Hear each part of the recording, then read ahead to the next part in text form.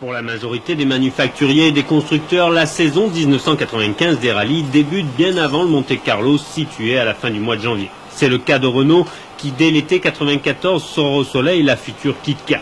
Élaborée sur la base de la Clio Gruppa, la modification la plus visible concerne l'élargissement des ailes avant et arrière. C'est une grosse évolution avec des performances qui normalement devraient être très supérieures aux anciennes versions 91, 92, 93, 94. C'est Jean Ragnotti qui est chargé d'effectuer les premiers tours de roue, des roues au diamètre élargi qui permettent l'utilisation de freins plus grands. Quand la Clio Maxi s'éloigne, le visage des mécaniciens se fige à l'écoute du moindre bruit suspect et dans l'attente du premier verdict du pilote. Il y aura des trucs à travailler, mais pour un premier jet, c'est bien.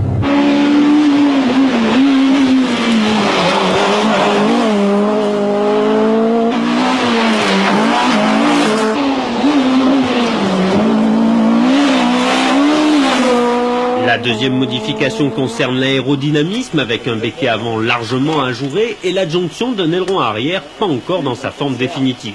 Alain Oreille et Philippe Bugalski travaillent également au développement du prototype.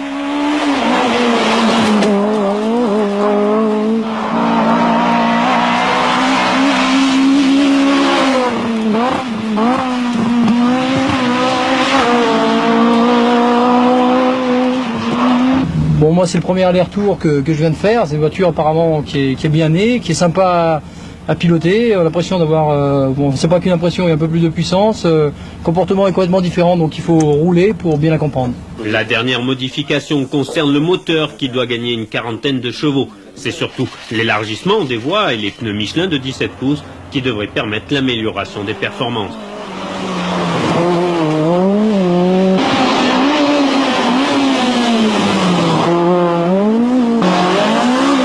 Forme définitive, mais nouveau look. C'est la voiture présentée au Mondial de l'automobile. Elle bénéficie des dernières modifications aérodynamiques et techniques obtenues à la suite des résultats des nombreux essais. L'échappement est de type 3 en 1, la boîte à crabot possède 6 ou 7 rapports, le moteur devrait flirter avec les 260 chevaux.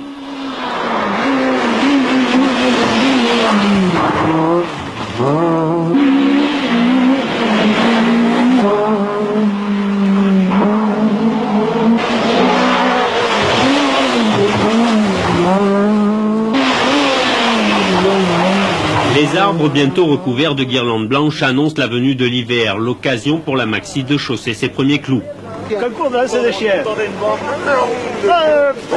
Fausto le chien joue avec son maître, ou l'inverse. Pendant ce temps, l'élève Bugalski apprend.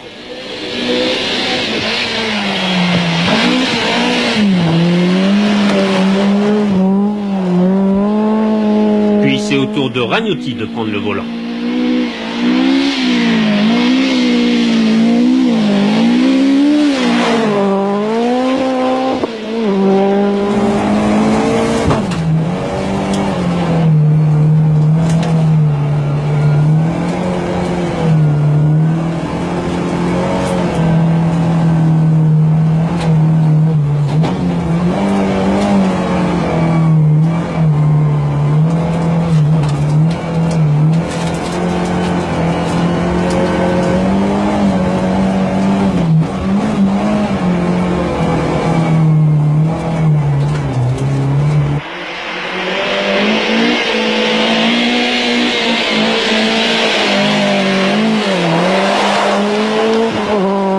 C'est du côté de Vichy, à l'avant-veille du rallye de Monte-Carlo, que les deux Clio, dans leur livrée grise de la Diac, effectuent leur premier roulage.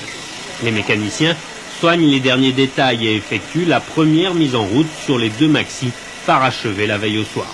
Les pilotes se glissent alors dans leur siège baquet pour régler leur position de conduite.